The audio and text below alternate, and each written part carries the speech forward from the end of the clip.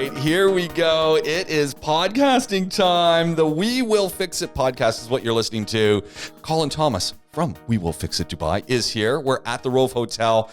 We're going to solve everything that has gotten under your skin in the last couple of months. That's what we're going to do. We're going to solve everything. Well, that's a pretty big brief, isn't it? It could be, you've got problems with shopping. Could be you've got problems with the way your house looks. Could be some maintenance issue. Could be just random, Well, all problems of the world. Yeah. Okay, we are the podcast that's going to look after all problems in the world. Well, but think about it. When you've got something going wrong in your house and you call in the maintenance guys, your guys, people are hanging out like me and they're talking. It's all sorts of other things come up. That's true. It's like being a barber. You pretty much solve everything. Oh, do you know what? I really think that barbers need to be kind of recognized in that regard. I don't know whether you could be a barber psychologist, but it's the way forward, isn't it? Yeah. That's definitely the way. So it's been, I'm in podcast world, we're probably 5 minutes after the last episode, aren't we? We are.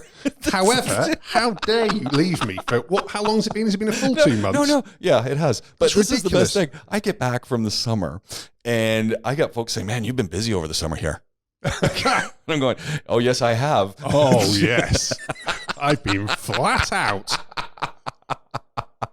So it's been really good. I love podcast land because life just goes on. Yeah, well, whilst you've been chilling, it has been the busiest period of the year for us over the summer at We Will Fix It, which has been great. And that's what it's all about, isn't it? Because we're at that stage right now where lots of people time their tenancies to fit in with the school year. Yeah. So obviously the school year has just started for us now. We're just in early September. And as a result, lots of people have moved. And when people move, they tend to need our maintenance services. So not only do you have people moving, so that and a worldwide phenomenon, you've got people moving, you've got kids going to boarding school, kids going to university, kids going wherever who now have accommodation that they need to, do some stuff to, which means you've got rid of a room in your house or your apartment that you now need to do something to. It's the general spruce up time as well. And then, of course, things go wrong. I mean, to give you an idea, right now we are doing in the region of 50 jobs a day just on our DIY teams. Wow. So that's putting up TVs, shelves. That's absolutely everything. That's crazy. It's from basic move-in to those people who moved in. So a lot of people have moved in kind of mid-August. Smart. Did the initials at that point, so that's curtains, TVs on walls, that kind of thing. They got the kids through the initial phase of let's get them through week 1 at school and get all that done. And now we're starting week 3. So now they're like, actually, now I've got time to make the house look nice. Let's call the boys back in and away we go. So we've got lots of painting work going on now, lots of pictures left, right and centre. And the number of picture walls up staircases, that's, for our guys, that is the nightmare. Oh, why? Because if you imagine people hold on, who are doing that, this. you think about that, the image in your mind of that wall, okay? They're never the same size pictures. Right. And therefore, it is a collage going up a wall with a staircase that goes up, obviously at an angle, that with different size pictures, they need to maintain some kind of regular pattern and some kind of alignment. And that pattern and alignment might change as more images are added. Exactly. So they've got a plan for growth. Yeah. Oh, man. Now, when it's done, it looks utterly incredible. Yeah. And all of our boys are used to doing them because they've done that many. But you can see the smoke rising out of their head as they're doing it because it takes so much brain power to get it right. And you can tell, even if one picture's out, you can tell. And that's the one that stands out as you're going up the stairs. Like, oh, look at that. Yeah. And you're going to see it every time, and it's just going to eat at you as you're going up or going down the stairs. Our guys before they've even left the place. So the number of times we've had kind of, we can change that. The nice thing is, because generally they're in quite a tight pattern, even if you get one in the wrong place, you can normally cover it. So it's not normally that major an issue. So what does it take? What's the general procedure when you're putting up photos on the stairs? What's from A to Z? What do they have to do? So first of all, you've got to work out every client in that situation has a different vision in their mind. Oh. So the first thing, and we stress it in every team. In fact, we've got a whiteboard, which is in our big meeting room. So we've got a room that literally takes all of our staff in one hit. And on the back of that, Dan wrote about 3 months ago, communication in massive letters right the way across a 2-meter board. So this becomes a big thing for the teams, communicating things they've learned, things... No, it's the other way around, which is you need to get the vision of your client, the customer, so that you can understand what is in their mind and what they want you to deliver. So they have to be a little psychic, because sometimes the client knows exactly what they want, but the ability to put it into words is impaired. Yeah, and again, our part of the reason why we employ our guys is because of their level of English. Obviously, the majority, in fact, all of our staff out in the field are Filipino, so they are speaking their second language in most cases. So therefore, for them to communicate, not just to show their ability and what they do, but to understand the vision of a client who may also be speaking in their second language as well, right, is quite an interesting scenario and part of what we are there to do. So we stress to them, it's part of the reason why we have a blanket ban on anything apart from English as communication methods, because our guys need to practice and practice and practice to make sure that they're at a level that they can understand and be understood effectively for these kind of briefings. So job number one, if I'm calling up We Will Fix It, or I'm doing it myself, is be clear on what I want. Does drawing it out help? Like if I have a little diagram of this is what I'm thinking, or pictures from Home and Garden magazine or Harper's Arabia or Architectural Digest. Our perfect scenario is a combination of those. First of all, on the floor, we ideally we'd love the client to have it laid out in the kind of rough design that they would like. After that, if they have some imagery of what they've seen online, Pinterest, this is what we're thinking it's going to look like. And if you're in someone else's house, just ask if you can take those pictures. But take them, because it's typically you're at your cousin's, your friend's, your best mate's place, and you see it and you go, oh, I want to do that. Yes, exactly. And then you try to remember it. Just snap a picture. Oh, well, we've got basically the way we operate is my brother-in-law and sister-in-law in the villa, as far as I'm concerned, they're there as the guinea pigs. So you try it. If I like it, we're going to use it too. Hence, I've got the identical sofas that they've got. But if it doesn't work, dark colours on walls, then we're going to leave it. So basically, whenever I'm there, I'm trying to be suggestive about whatever it is that we were thinking of doing. See if I can persuade them to do it and then go, no, that didn't work. Actually, they've repainted that wall now after... They always... See, that's one of the problems about being in the industry. You tend to get asked your opinion afterwards. Yeah. And at that point, I'm not very good at lying. What do you think? It's awful. No, it's just that it's that pregnant pause before you say, "Oh yeah, it's wonderful." They kind of go, "You hate it, don't you?" Well, Well, you know what? If you want an opinion from me, you should know by now what you're going to get. So I try and be diplomatic, but even with the diplomatic words, people are very clear about just how much I hate it. Yeah. So so that's that. Okay. So lay out the photos. Yeah, get it laid out. Get the image. Have an idea. Yeah. Have everything you can show to communicate with the installers. With the artisans who are going to make this come to life, what you want. Now, if you imagine the key to this is the... We need a drum roll here. The key. Yeah, and that is, where is the parallel line to the staircase angle that you're looking to use? Is it at the bottom of the images, the top of the photos, or quite often it's a midpoint? I never even thought of that. Yeah, okay, so that's the nightmare. That is the one... generally that you will see, because the whole idea of what you're normally trying to create with a photo collage rather up the stairs is, I've just thrown it up. Yeah. 5 minutes, I just threw it up. Yeah, no. So if you have a straight line bottom or top, that shows that it's had a huge amount of planning. However, if you take a midpoint, so you have others that are above and below, but they balance basically around this midpoint, then, I just threw it up. It's just something I just came up with in 2 minutes flat. And, of course I did it all myself. Yeah. So that's where it gets, that's where we earn our money. So have an idea beforehand how you want this to, and then it just makes everything progress much quicker. Yeah. Otherwise, there's probably multiple phone calls back and forth between husband and wife and talking about things. And no, husband's not involved with this one. No. This is purely aesthetic. So I'm not allowed near the aesthetics. Be serious. Okay. And now, so the other side of that, we've got the basic rules within houses of Dubai, which still are important for this part, which are never, ever, ever use nails. Okay? Yeah. So picture nails, which are perfectly okay in the UK. Can you use those in Canada? What are picture nails? So more kind of thick, strong nails that are quite short, probably like an inch, inch and a half, that you literally just can hammer in the wall and put a picture up nice and easily. I don't know. You don't have those?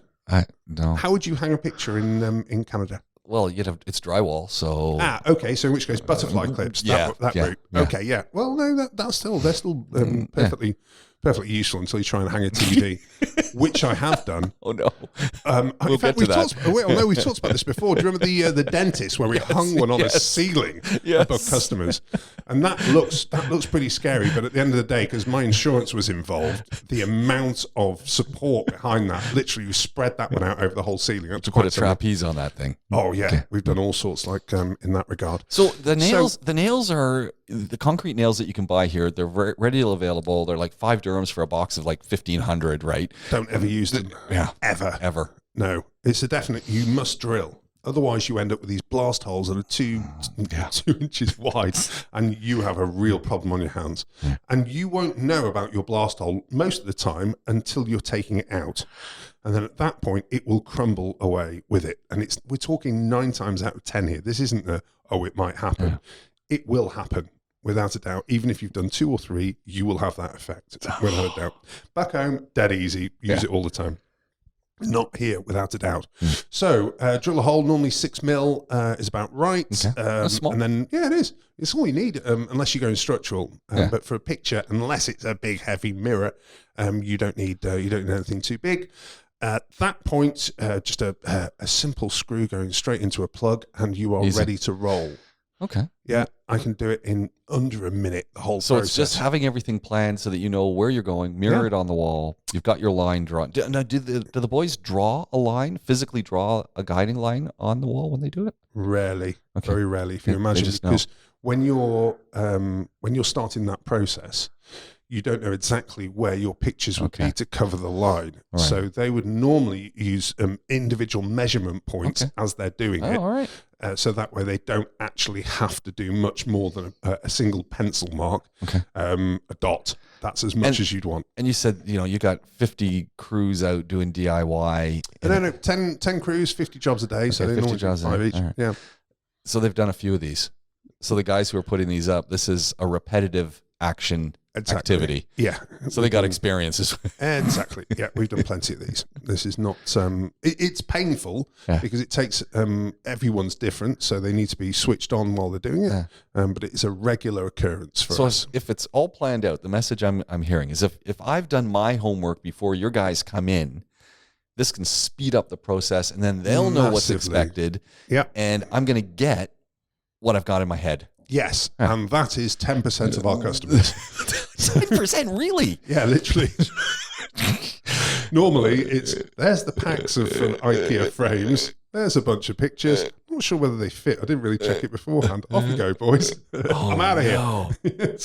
And leaving it to the guys then to decide the order they want to put them in. The difficulty is, again, customers going out for this job. You'd never imagine how long it takes to actually do the entire process of unwrapping an IKEA frame, getting a picture to fit within it, and then you've got to clean off, obviously, all of the marks that are, even when they're packed, the IKEA frames have marks on them. So the client wants you to put the pictures into the frames? That's not a regular occurrence, to be fair, but it has happened on more than one occasion a week.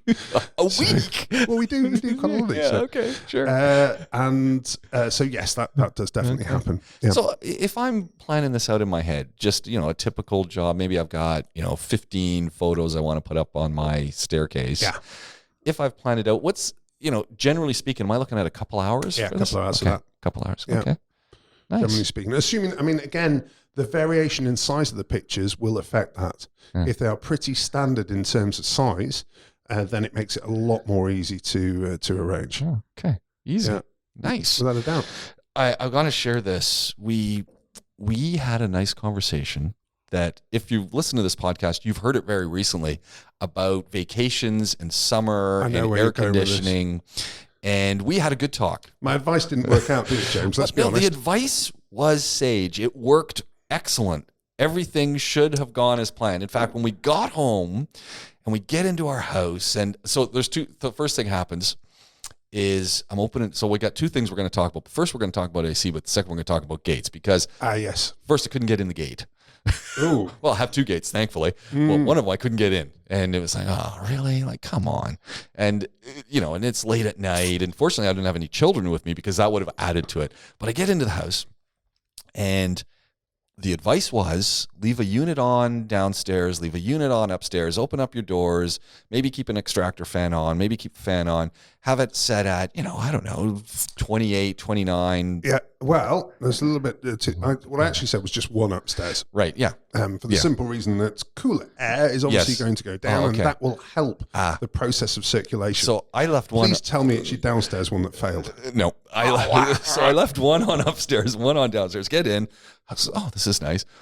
As we're walking up the stairs, that halfway point, it's like, oh, Houston, we have a problem. It was like, oh. And I thought, okay, well, I'm looking at, the fan is going, so the air is circulating upstairs, but it is near as I can figure. So we had an air conditioner failure, and as near as I can figure, it must have failed pretty early on in the summer because I have never come home to the upstairs part of my villa being this hot. But that's bizarre, considering, admittedly, the circulation would be nowhere near as good. Yeah. But if you've got a fan that's operating in one room with all doors open downstairs and upstairs, that should have been enough to move enough air. I would have thought too. To have kind of done it, but no. The walls, even the sink in the washroom was hot. Yeah, that's when you're in trouble. I put my hand on it and go, oh, and I'm touching the walls. They're hot. Yeah. And I'm going, it seems like there was a vortex of some sort that just separated it halfway up the stairs. Fascinating. Yeah. And how long did it take? 2 days? 2.5 days. Yeah.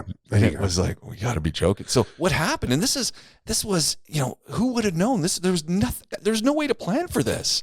Is our place has 4 units. Yep. One of the units up top has got the condenser and all that kind of stuff. And the fan. And it's great quality gears. It's Lennox. Yeah, I'm using Lennox stuff. Yeah, and the guys who come and work on it, my landlord's got a team that comes and they love it. They're going, this stuff's old, but this stuff works. Great. Yeah. Easy to work with. Absolutely great. And, nice little electronics it's got, the board. Anyway, the fan that cools down the compressor seized. Yeah, outdoor fan motor. Outdoor fan motor. Okay, well, this is interesting because normally when that goes, it would also kill the compressor as well. So the compressor turned off.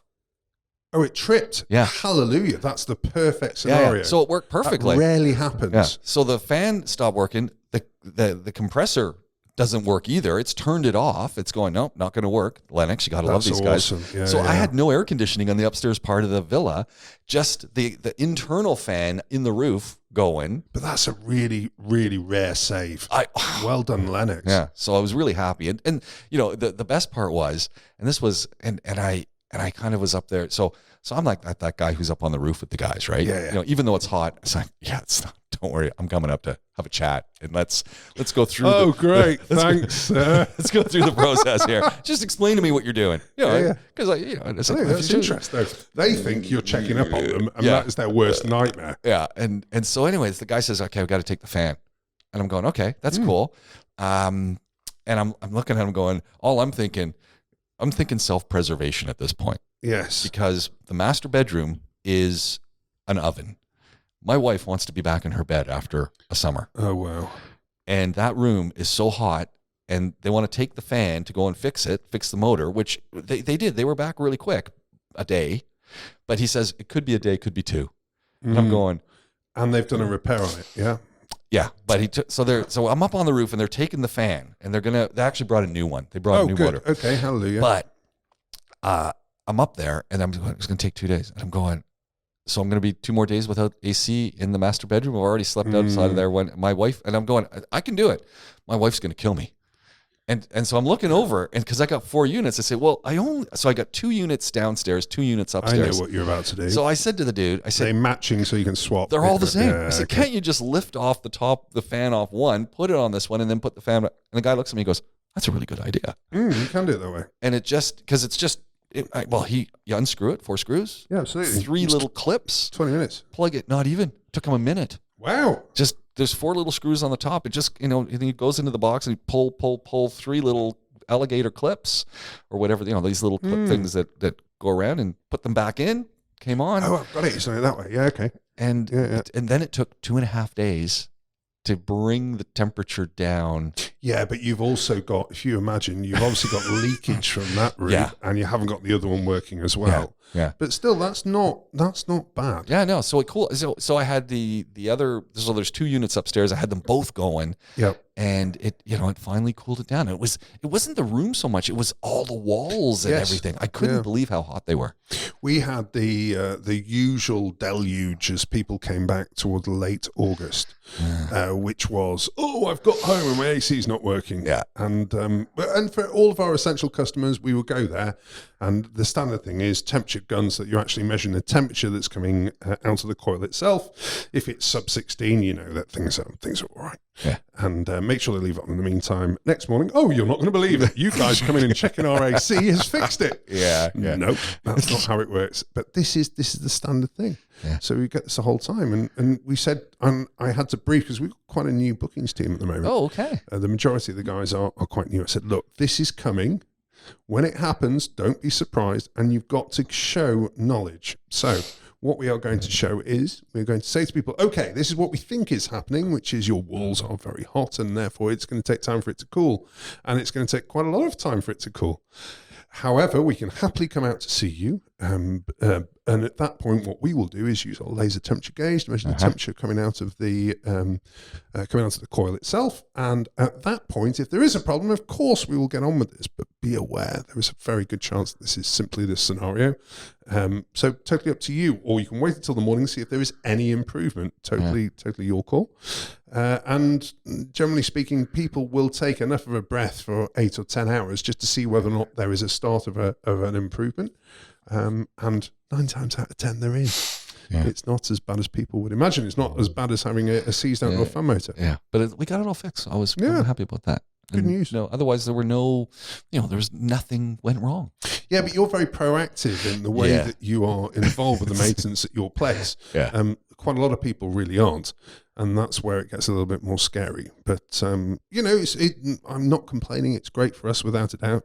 Yeah. But again, what we try and do on this podcast is inform people so they have their own choices to make. So I had a great one, because I got my 2 boys have moved back to Canada. They're both working, and part of the dad's job is to make sure that they start assembling those necessary tools and things. And absolutely. And so I often give them things, and they're kind of going, "Really, Dad? Why are we going to use this? Like, why?" I said, "You're going to use this." That's just my favorite bit. I'm literally waiting for my dad, bless him, extremely healthy at the moment. When he pops his clogs, I am sorted. There you go. Because they've come down generations. I've got most of his tools are wooden handled. Right. And they've come from my great uncle, who was an engineer. And but his stuff is just magic. It'll do another couple of 100 years yet. Oh, man. And that's just the best thing ever. So here's the story.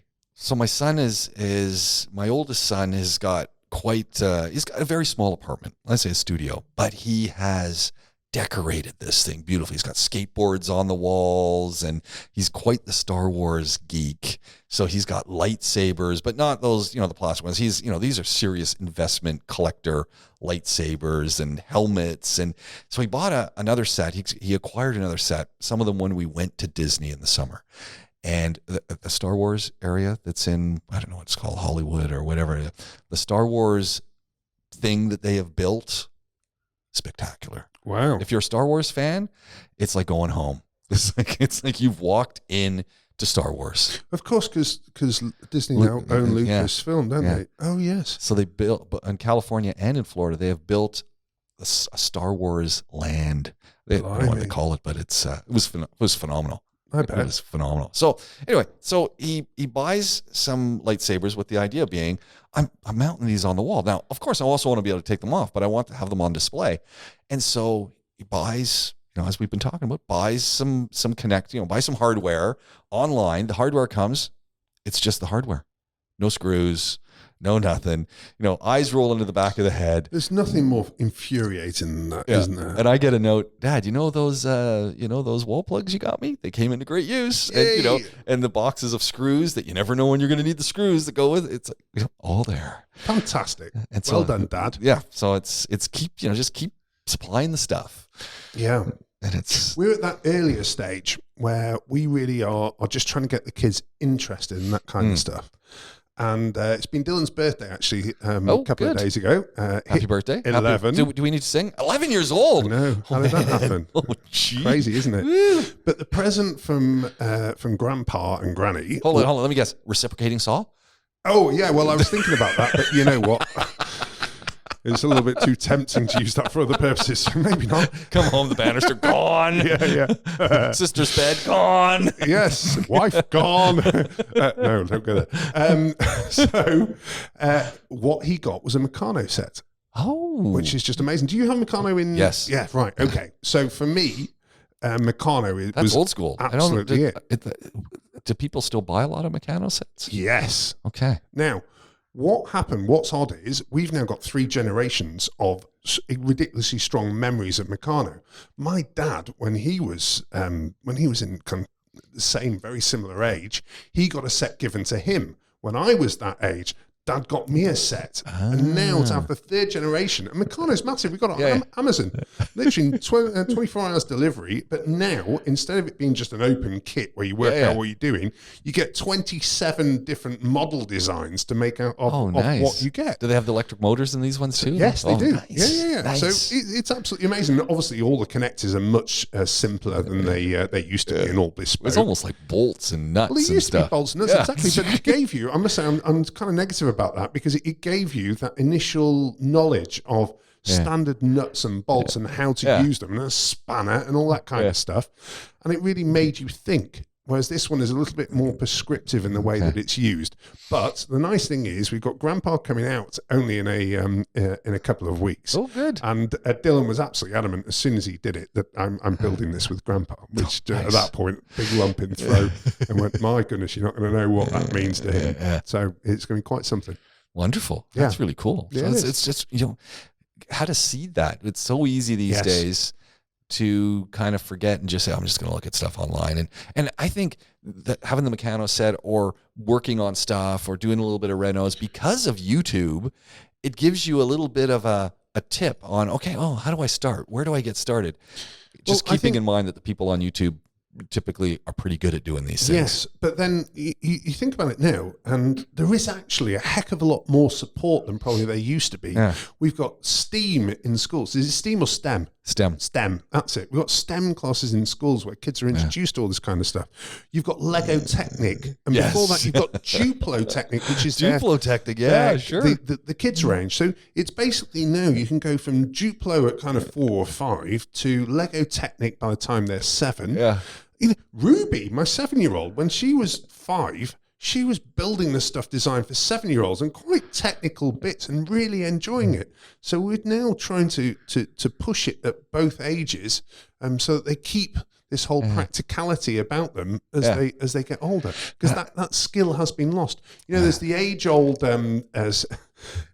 scenario where I see it on all of my groups, where you get that picture of a guy with a screwdriver looking at his car, and then back in the day, your grandpa was adjusting tappings, and you can't even tap dance. It's that kind of scenario that I think is amazing. Yeah, no, it's fantastic. I think it's, bring back shop class is what I mean. We do have it in some DT and some things, but just bring back hardcore shop. Yeah, where we're working with wood and metal and electricity and maybe cars, throw the cars in there. Couldn't agree more. And the kids love it as well. We had that craft design technology where we were doing metalwork one week, woodwork the next. It was just phenomenal. And the design side of it.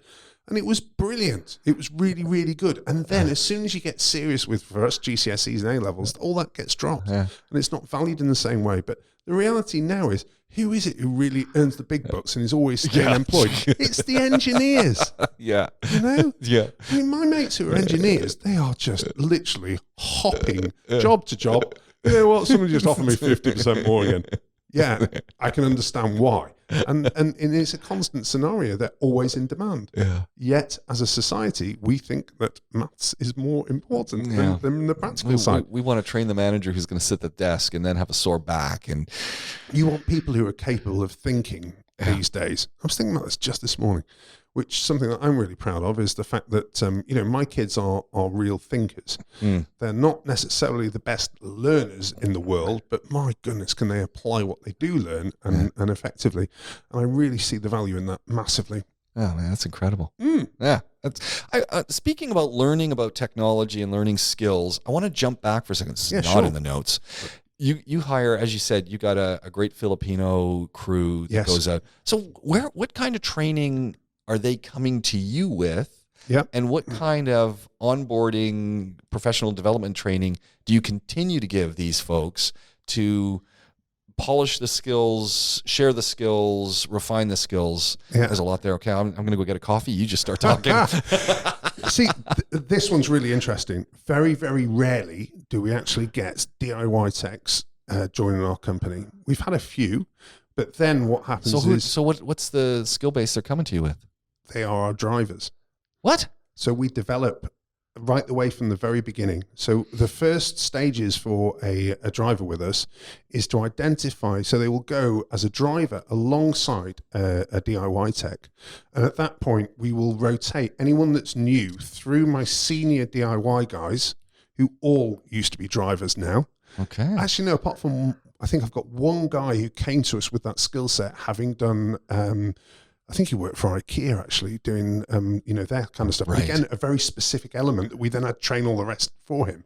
So what I'm looking for is somebody who has that the dexterous abilities and shows an attention to detail and a flexibility of mind with the level of communication we need to show me that they've got that skill set that's worth developing. At that point, they go into a development stream that is always a minimum of 3, so that if for any reason anybody leaves, I've got more people that are in the, we call it the development tunnel, it's our kind of scenario for that.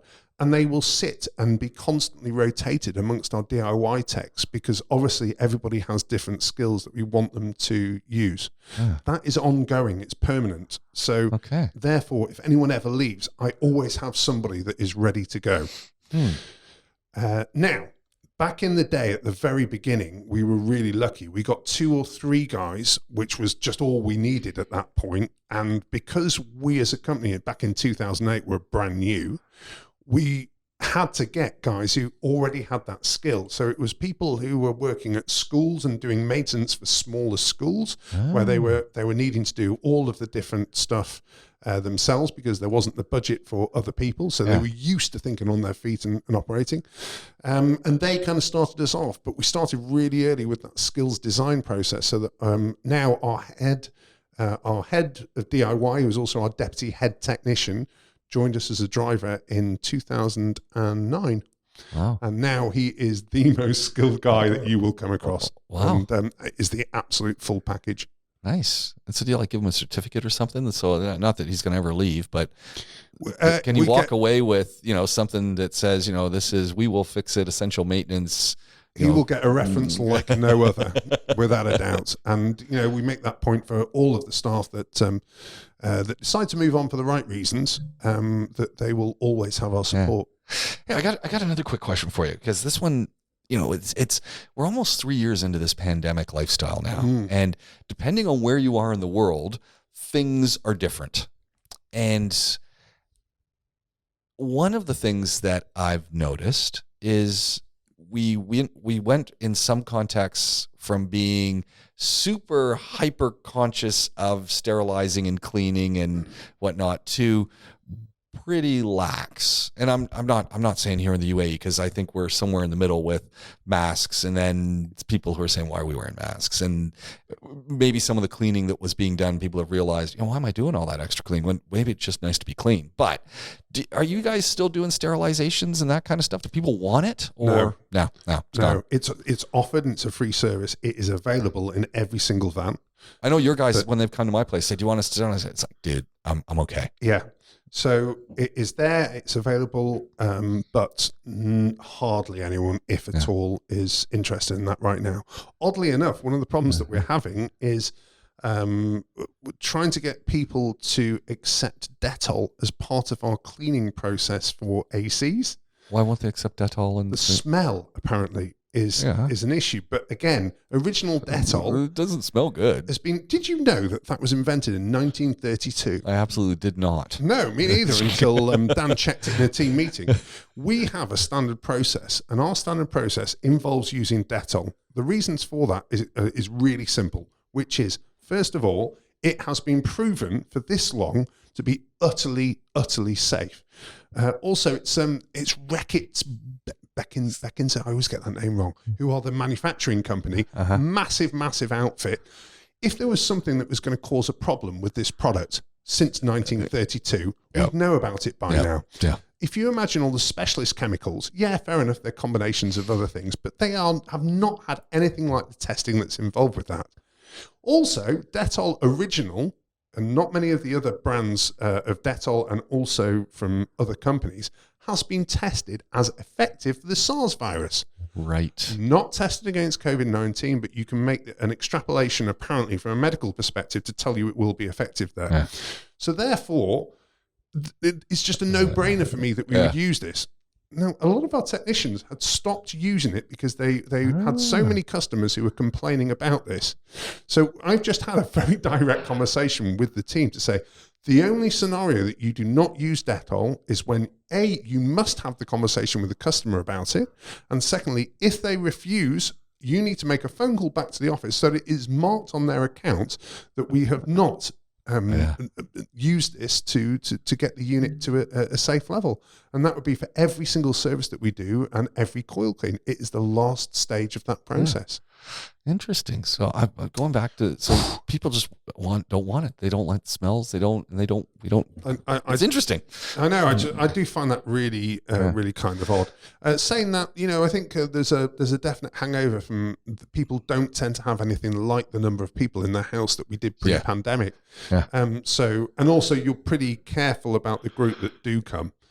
So on that basis, I mean, where are we at today? Yesterday was 411 cases. Numbers are, and the number of, I always pay great attention to the number of PCR tests done, and we're talking, over 200,000, whereas places like Canada, they're doing almost none because people are doing rapid tests, but there's no PCR testing because no time, no money, it's like we're done.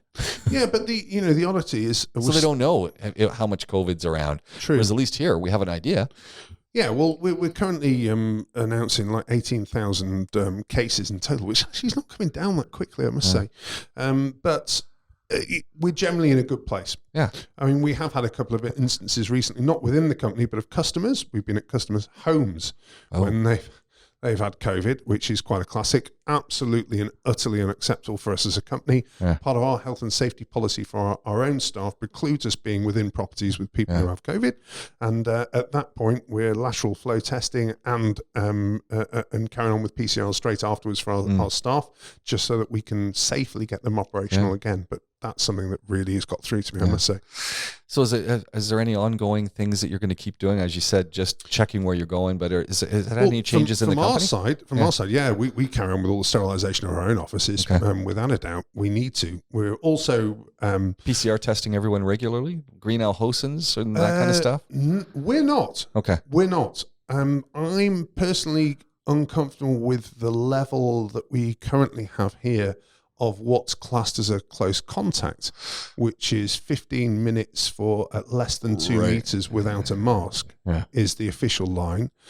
We are tighter than that, but we're using the lateral flow to give us a better initial response. Okay. Right. We find with lateral flow, and the way that we've read into it is there are more false positives than there are false negatives. So we've used that in circumstances, and again, the general perspective is that you don't need to test unless somebody has symptoms. If anyone has symptoms at our company, they will be kept isolated whilst a lateral flow is got to them, so that we at least have that initial viewpoint on where they are. And again, if they're still feeling sick, 4 or 5 hours later, immediate PCR. Yeah. So I think this is a big change for a lot of companies now. They're just looking at, okay, illness in general. How are we going to deal with it? Yeah, and we have to be practical. Yeah. You know, that's the reality of it. And I think we were a little loosey-goosey before this pandemic kicked in with people with flus and colds and stuff. And now I think we're paying much more attention. Yeah, absolutely. It's key, really. Yeah. But again, that balance is really what it's all about, isn't it? Yeah. And I'm happy overall with where we are in the UAE. As you know, I'm perfectly happy wearing masks anyway. Yeah, I teach all day with a mask on. Yeah, there's there's the big question mark over schools. At our place, I'm PCR'd every 2 weeks. I can't get on campus without a green Hosen every 2 weeks. Crikey. Yeah, at least they have a testing center on campus now. So that's good. Yeah. It's I actually talked with my students. I just sir, I'm gray. It didn't work. I said, look, this is the way you do it. Yeah, Thursday afternoon. You don't have classes, maybe you don't have class Friday. You definitely won't have a class then until Monday. You go on a Thursday afternoon. It's very affordable now to get these done on campus. You get it done. It'll be there by Monday. And you're sorted. There's no question. You just make it part of your routine. Yes, that's it, isn't it? It's all about routine. And I just got to do it. There we go. Yep. So I've had a lot of PCR tests in the last 2 years. It's crazy. Crikey. It's just crazy. So you get used to different, when you go for some and someone just, they go deeper, they don't go as deep. You kind of go, oh, okay. Yeah. The worst one that I had was done by this guy who properly shoved it up there so far. But the problem was I was in the UK and that person was me. I probably did myself a mischief. No. Oh my word! Test. Yeah, I literally. Well, no, it wasn't a home test. It was one of these where they had a testing station just near to my sister's place when I was there, and they gave you the kit and watched you do it. This is in the middle of the pandemic. Okay. And because he was watching me, I was kind of like, right, got to make sure I get right up there to the right place. My goodness, seriously. I was touching grey matter by the time I'd finished. Oh, man. Jeez, hurt for days after that. I'm going to run that by Dr. Jen and see what she thinks. Whatever you do not get me doing tests for anybody else. Absolutely incapable. Oh, man. I'm looking at the list of things that we want to talk about. We still haven't gotten to some of these, general making our places more homey. Oh, that's unlike us. Yeah. But we will get back to that. And pet proofing. Pet proofing, kid proofing. Because it's funny. I mean, people have children all the time. Like there's a constant regeneration of our population. Weird. But it is weird. But I've just seemed to be suddenly noticing a lot of people with young kids again. And I'm noticing the varying degrees of child proofing. So I'd love to have a chat about that, but not now. Love to have a chat about childproofing. Love to have that chat about just freshening up. We've talked about the stairs and putting up photos, but other things we can do. And, just the general stuff we try to get under the card. So that's where we're going to go next. Always fun. Anything else come to mind that's going on in the shop that you want to share? Oh, well, at the moment, it's still all about AC, which is great. Yeah. And we are absolutely flat out in a really, really lovely way. That's good. It's great right now.